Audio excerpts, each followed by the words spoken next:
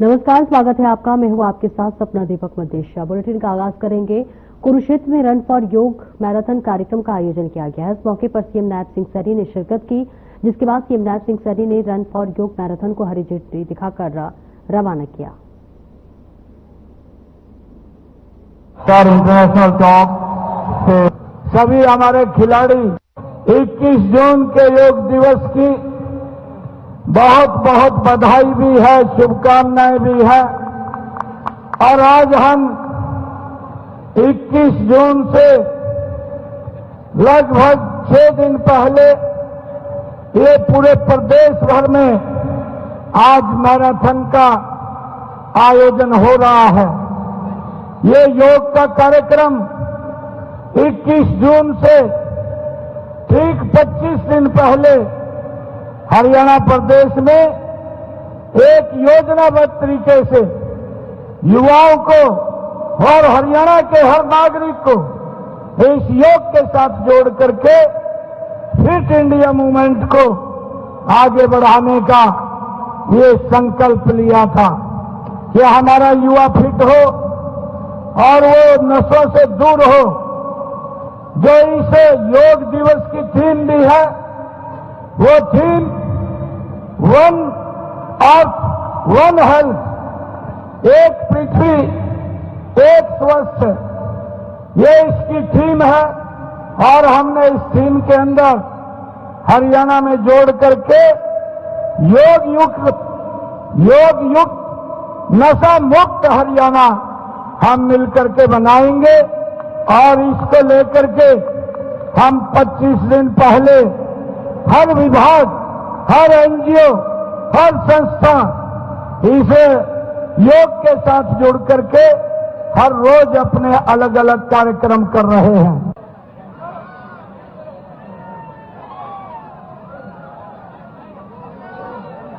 हरी झंडी देकर रवाना किया है। यह योग। और इस खबर पर ज्यादा जानकारी के लिए प्रवीण आहूजा हमारे साथ जुड़ रहे हैं। प्रवीण, देखिए, रन फॉर योगा के लिए कार्यक्रम का आयोजन किया गया। मुख्यमंत्री सैनी इसमें शिरकत किए हुए। इसके अलावा और कौन कौन नेता मौजूद रहे और क्या कुछ जो है मुख्यमंत्री ने कहा?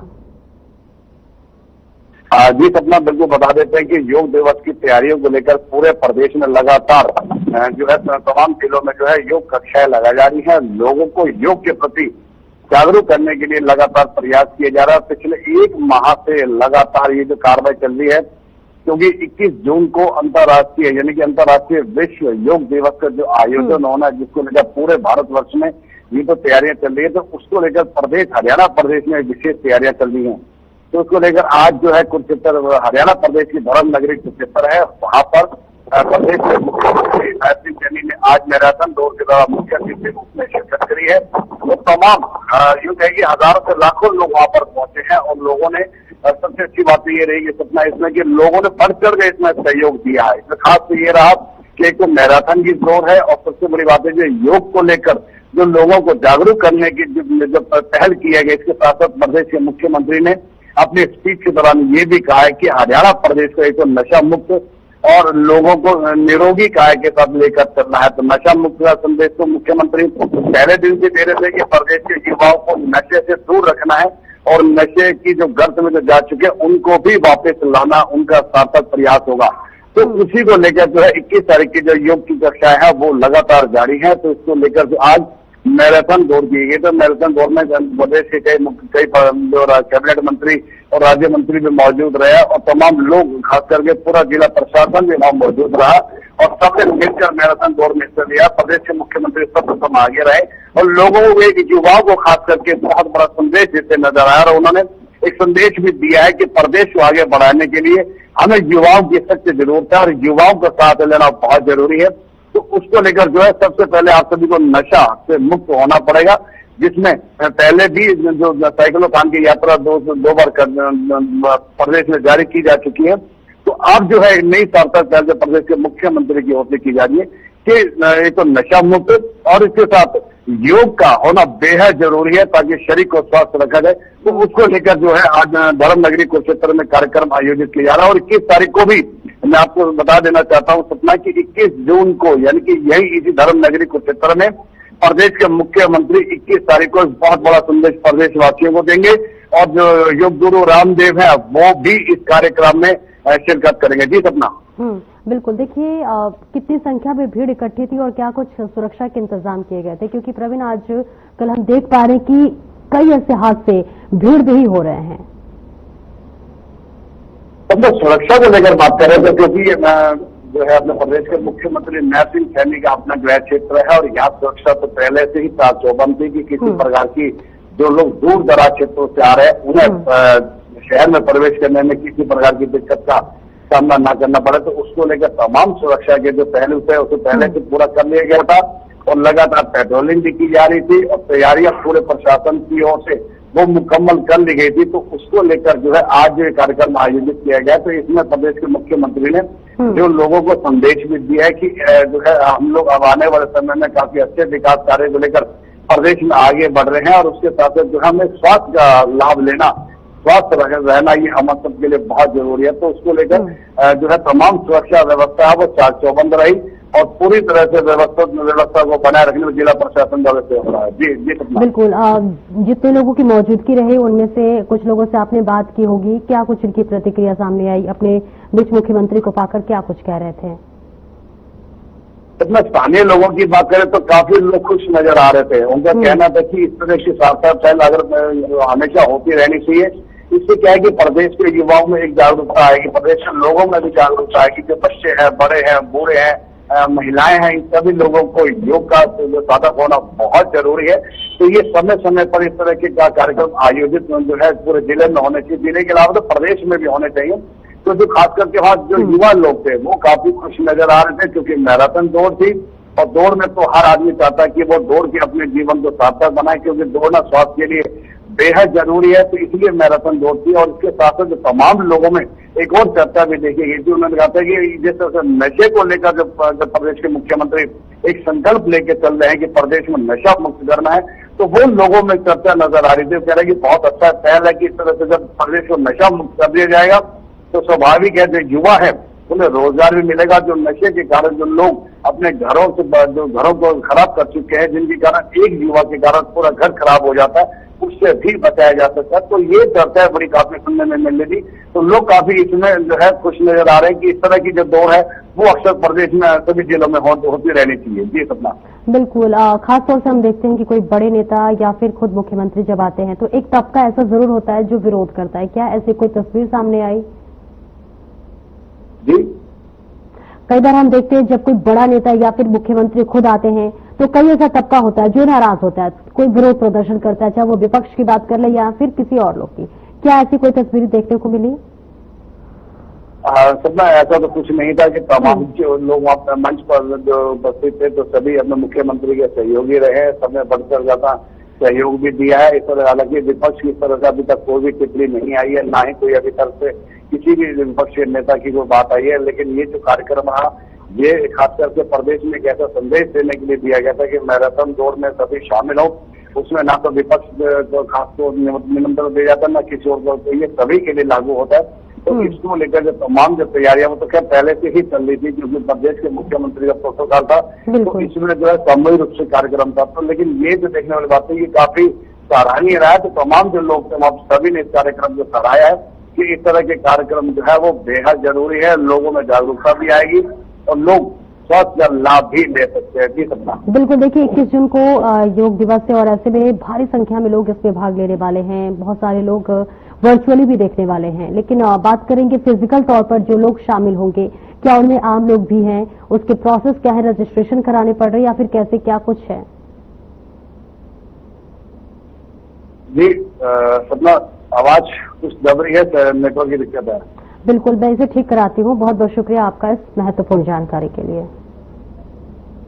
और आगे बढ़ते हैं जहां पर हरियाणा के मुख्यमंत्री नैब सिंह सैनी ने फतेहाबाद का दौरा किया। इस दौरान सीएम सैनी के साथ केंद्रीय मंत्री मनोहर लाल भी मौजूद रहे, जिसके बाद फतेहाबाद के गोरखपुर स्थित हरियाणा अणु विद्युत परियोजना का संयुक्त रूप से दौरा किया। इस दौरान मुख्यमंत्री नैब सिंह सैनी ने निर्माण कार्यों की प्रगति की समीक्षा की और अधिकारियों को चल रहे विभिन्न निर्माण कार्यों को तय मानक और के अनुसार जल्द से जल्द पूरा करने के निर्देश दिए। वहीं उन्होंने कहा कि परमाणु ऊर्जा वातावरण के लिहाज से बेहतर ऊर्जा उत्पादन का माध्यम है और केंद्रीय मंत्री मनोहर लाल ने कहा कि यह महत्वाकांक्षी परियोजना न केवल हरियाणा बल्कि उत्तर भारत की दीर्घकालिक ऊर्जा जरूरतों को पूरा करेगी, साथ ही स्वच्छ और सतत ऊर्जा समाधान की प्रतिबद्धता को और सशक्त बनाएगी। उन्होंने कहा कि ऐसी परियोजनाएं देश को साल 2070 तक नेट जीरो कार्बन उत्सर्जन के लक्ष्य को पूरा करने में महत्वपूर्ण भूमिका निभाएगी।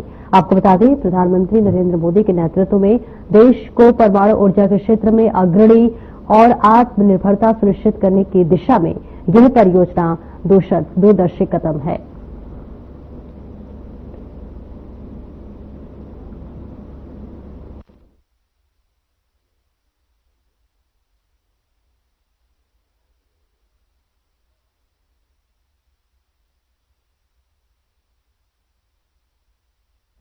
तो देखिए तस्वीर आपको दिखा रहे हैं जहां पर मुख्यमंत्री का यह फतेहाबाद का दौरा है, बेहद महत्वपूर्ण दौरा बताया जा रहा है, जहां सूबे के मुख्यमंत्री नैब सिंह सैनी फतेहाबाद दौरे पर पहुंचे और निर्माण कार्यों की प्रगति की जायजा ली, समीक्षा की और इसी के साथ साथ तमाम अधिकारियों को कई उचित दिशा निर्देश देते हुए मुख्यमंत्री नजर आए। ये तस्वीरें आपको दिखा रहे हैं जहां फतेहाबाद दौरे पर मुख्यमंत्री आए हुए थे। अणु विद्युत परियोजना का उन्होंने निरीक्षण किया। महत्वपूर्ण बैठक की तमाम तमाम नेताओं से मिले, तमाम अधिकारियों से मिले, उचित दिशा निर्देश भी देते हुए नजर आए और इसी के साथ साथ केंद्रीय मंत्री मनोहर लाल की भी मौजूदगी यहां पर देखी गई। जनता के बीच भी पहुंचे, जनता की समस्याओं को भी जाना। और चंडीगढ़ में हरियाणा के परिवहन एवं श्रम मंत्री अनिल विज ने पंजाब में आप पार्टी की सरकार पर निशाना साधा। इस दौरान उन्होंने कहा कि हमला एसवाईएल का पानी किसने रोका हुआ है, जबकि सुप्रीम कोर्ट के आदेश आ गए हैं कि हरियाणा को पानी दो। इसके बावजूद पानी कौन रोक रहा है और पानी चोर कौन है? हमारे खेत प्यासे हैं, जबकि पूरा पानी बहकर पाकिस्तान जा रहा है। इसके अलावा उन्होंने कहा कि पंजाब की आप पार्टी पंजाब में अपनी राजनीति कर रही है, लेकिन राजनीति भी सीमा के अंदर रहकर करनी चाहिए।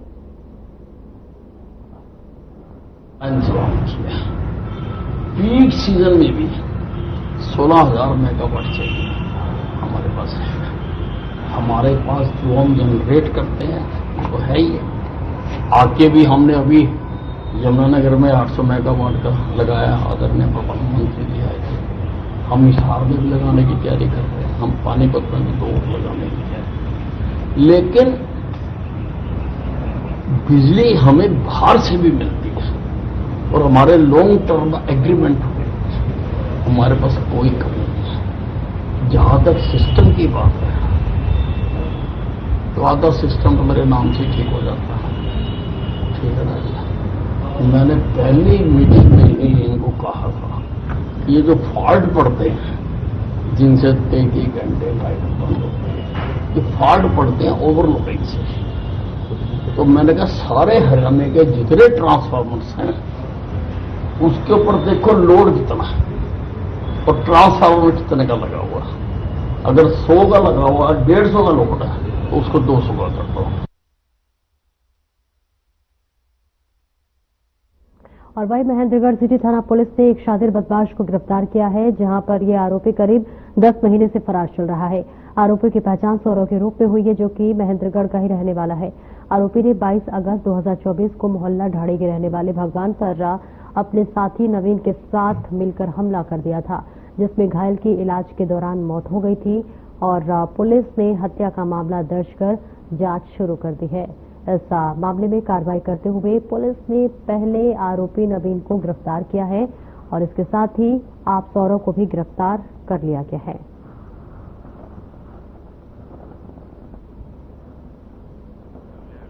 ये जो 111 नंबर FIR है 29/8/2024 की 302। तो इसमें 2 आरोपी थे। एक आरोपी हमें पहले गिरफ्तार कर लिया था, अब एक आरोपी हमें कल सौरभ सन्नो कृष्ण कुमार महेंद्रगढ़ का, इसको हमें कल गिरफ्तार करके अब कोर्ट में पेश करेंगे। सर इसमें पहले कोई गिरफ्तारी हुई है? हाँ, पहले एक आरोपी पहले गिरफ्तार हो गया। तो सर किस मामले में है? 302 मुकदमा नंबर 3 अपना धारा 302 FIR 211। तो सर कितने दिनों से फरार था ये मुकदमा था जी 24 का। तो उसके रिजल्ट आने के बाद, इसकी रिजल्ट आई, उसके बाद से फरार था घर से। कल हमने ये गिरफ्तार किया।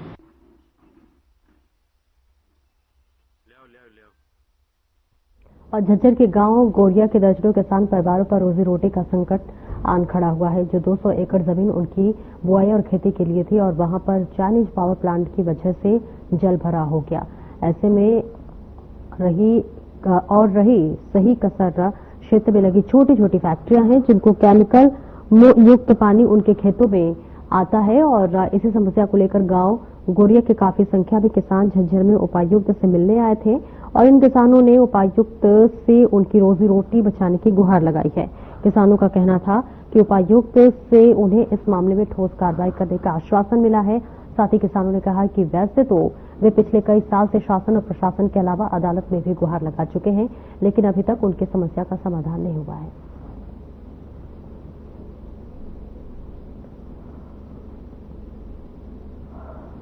वो जो बात हुआ जी, कितने एकड़ पानी? अभी जो हमें 200 एकड़ जमीन के अंदर पानी अभी खड़ा हुआ है, जो बोने के लायक जमीन है ही नहीं। खेती बाड़ी की कैसे होगा? नहीं होता जी, क्योंकि वहाँ पानी खत्म नहीं होता, जल भरा हुआ पूरी तरह। प्रशासनिक अधिकारी नहीं जी, कोई सहायता नहीं करे। शिकायत की? शिकायत करी थी जी, कितनी बार शिकायत को 20 बार कर चुके जी, हर जगह जाए। फसल नहीं होती वहाँ पे, फिर कैसे गुजर के दिहाड़ी के ऊपर जाओ है जी, किसान होते हुए कुछ सरकार भी 5 किलो राशन दे साको ऊपर जो टाइम पास हो जाए लोगों का, ना जी कोई मतलब ना कोई मुआवजा कुछ नहीं। आपकी जमीन है जिसमें पानी? हाँ जी, कितने एकड़ पानी? 200 एकड़ जमीन में पानी है जी। नहीं, आपकी खुद की? मेरी खुद की है जी, 3 एकड़ जमीन। खेतों में अभी भी कम से कम 3 से 3.5 फुट पानी। प्रशासनिक अधिकारी आते नहीं? प्रशासनिक अधिकारी कभी भी चल जाते, नहीं तो कोई नहीं दिखता वहां पर। प्रशासनिक अधिकारी घर में भरे पानी तो मेरा खेत में भरे है। शिकायत करी है? शिकायत तो चंडीगढ़ हाईकोर्ट तक है, कोई समाधान नहीं? कोई समाधान नहीं है पानी का। गुजर बसर कैसे कर रहे हो? गुजर बसर तो नहीं, दिहाड़ी मजदूरी करके।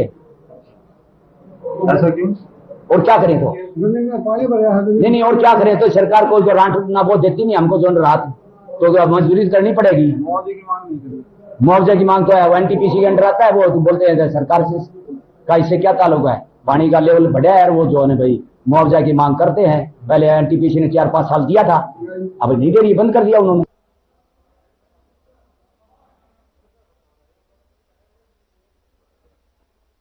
और हरियाणा कृषि विश्वविद्यालय में छात्रों पर हुए लाठीचार्ज मामले में अपनी मांगों को लेकर धरने पर बैठे छात्रों को कांग्रेस नेता रणदीप सुरजेवाला का भी समर्थन मिला है। जी हां, आपको बता दें कि सुरजेवाला ने पीड़ित छात्रों से मुलाकात कर उनका हालचाल भी जाना और इसी के साथ रणदीप सुरजेवाला ने कहा कि एचएयू एबीवीपी और बीजेपी के गुंडों का अड्डा बन गई है, जो कि हरियाणा के लिए दुर्भाग्यपूर्ण है।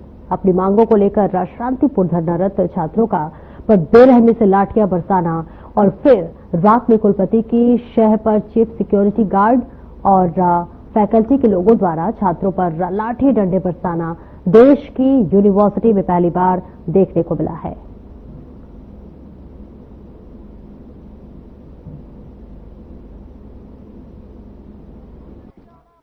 हरियाणा एग्रीकल्चर यूनिवर्सिटी एबीपी और भाजपा के गुर्गों का अड्डा बन गई है। ये हरियाणा प्रदेश का दुर्भाग्य है। हरियाणा एग्रीकल्चर यूनिवर्सिटी के वाइस चांसलर एबीवीपी के पटके पहनकर उनके निर्देश से कृषि विश्वविद्यालय के बच्चों के सर फोड़े जाते हैं। पिछले मंगलवार को जो हुआ वो शायद हरियाणा की यूनिवर्सिटीज में बहुत वर्षों से नहीं हुआ। पहले दिन में बच्चों को बेरहमी से जानवरों की तरह पीटा गया सुरक्षा गार्ड्स के द्वारा, और शाम को जो हुआ वो तो कभी शायद हुआ ही नहीं।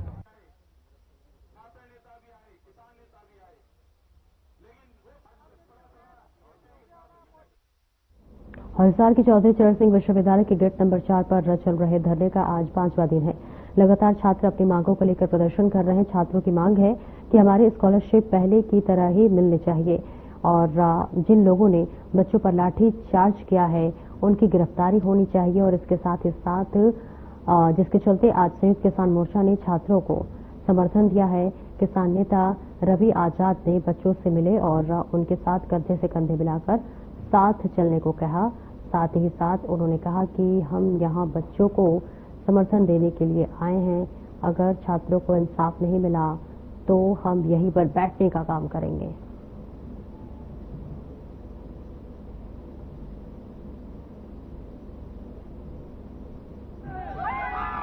मंगलवार को सुबह भी और रात में भी यहां एचएयू के अंदर जो खूनी संघर्ष हुआ और ये जो पॉलिसी का विरोध कर रहे थे, पॉलिसी की वापसी की मांग कर रहे थे, उन स्टूडेंट्स के जिस तरीके से सिर फोड़े गए, उनके हाथ और पैरों पर चोट मारी गई, उसके बाद से स्टूडेंट लगातार यहां 4 नंबर गेट पे धरने पर बैठे हैं। और विपक्ष के लोग हैं या किसान संगठनों के लोग हैं या दूसरे संगठन हैं, सब लोग यहां आकर के समर्थन देने का काम कर रहे हैं। आज हम भी साथ देने की घोषणा करते हैं और हमने ये कहा है कि वीसी को यहां से हटाया जाए और registrar, chief security officer professor Radheshyam और सिक्योरिटी के जो लोग हैं उनको गिरफ्तार किया जाए। कृषि विश्वविद्यालय में छात्रों पर हुए लाठीचार्ज के मामले में असिस्टेंट प्रोफेसर राधेश्याम को निलंबित कर दिया गया है और वही यूनिवर्सिटी की जांच में सामने आया है कि असिस्टेंट प्रोफेसर राधेश्याम का व्यवहार अशोभनीय था। आपको बताते चले कि 10 जून को हुए लाठीचार्ज का एक वीडियो सामने आया था और इस वीडियो में यही असिस्टेंट प्रोफेसर हाथ में लाठी लिए छात्रों के पीछे दौड़ता हुआ दिखाई दिया था। बाद में असिस्टेंट प्रोफेसर पर 2 छात्रों के सिर फोड़ने का भी आरोप लगाया था। निलंबन अवधि के दौरान अब assistant professor headquarter Bawal agriculture college में रहेगा।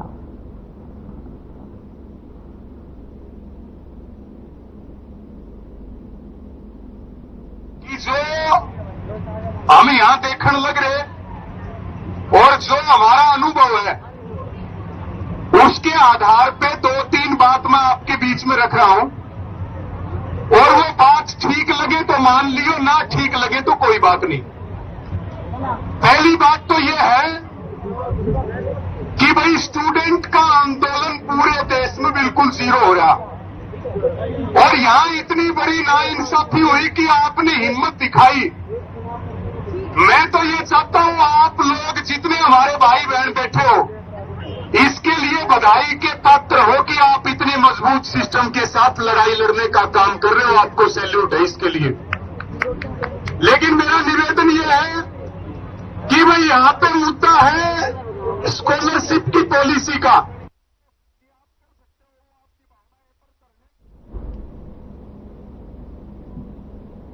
फिलहाल इस बुलेटिन में इतना ही और अब वक्त हो चला है हमारे खास कार्यक्रम डॉक्टर राकेश गुप्ता के साथ प्लस माइनस का। नमस्कार दोस्तों, हम सब भारतवासी हैं। उस